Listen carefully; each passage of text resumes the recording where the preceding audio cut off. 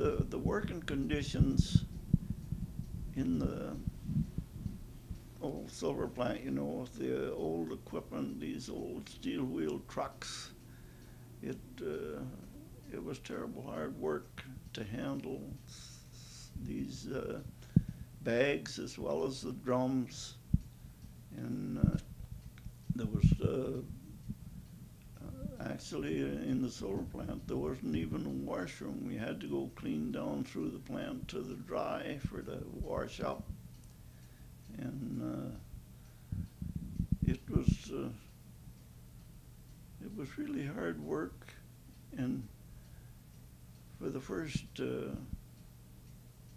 5 years that I was at the plant, and from 41 until 46, I was 28 cents an hour was the wages. And it was 7 days a week, really 365 days a year. There was no such a thing as a holiday. And we used to always say, oh, we got a long weekend coming up. We'd get off Saturday night at midnight, and we had all day Sunday at home, had to go back in at 12 o'clock Sunday night. and when we changed from days to 4 to 12 on Sunday, we went in Sunday morning and worked all through till midnight Sunday night. That was every third Sunday. So the working conditions was pretty rude, I figured. But everybody, there was very few people complained because we didn't have any bargaining committee, and everybody was in the same boat. And so, there was always some people complaining about it, but you just went along. And the first few years that I was there, I worked an awful lot of overtime because they couldn't get, the war was still on, and they couldn't get men. And you could work pretty well all the double shifts that you could stand in a week. There was times when I worked 3 double shifts in a week on end, and it was pretty tiring to work 16 hours in there. But when you needed the money, and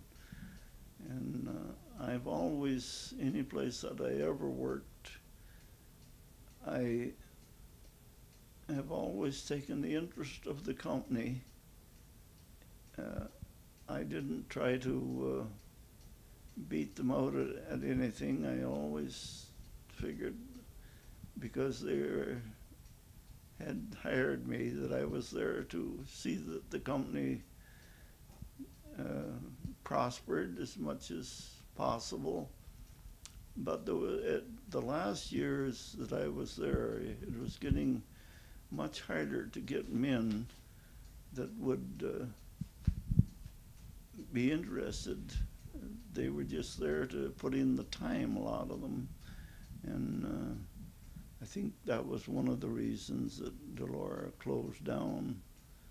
But then maybe it was a good thing that it closed down, because there was quite a few men that died with lung cancer, and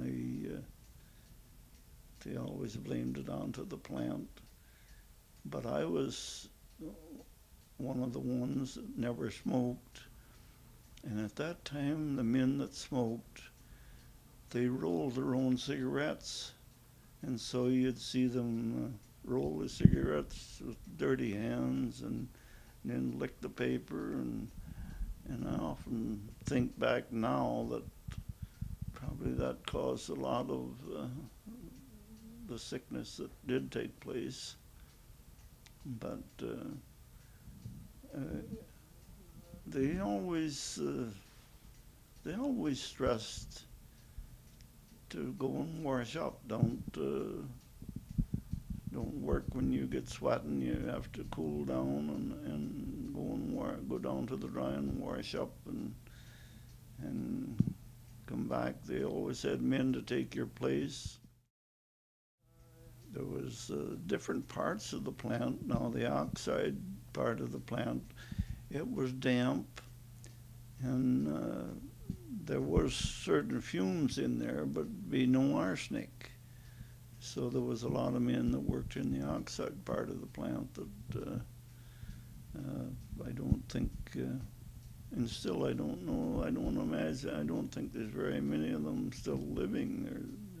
A lot of them died younger than what they should have, and it was the conditions that had, I think, had a lot to do with it. But then too, there are people that don't take very good care of themselves. Well, thanks a lot, Ted, for that well thought out display and explanation of you working at the Deloro plant. Ted had mentioned that the plant never seemed to really care for his laborers and were more interested in profit. And you're right, Ted. The Marmor, or the Deloro Smelting and Refining plant, always was very profitable. O'Brien had many, many ventures. He was into building railways. His son actually started the Montreal Canadian Hockey Club. He built an opera house.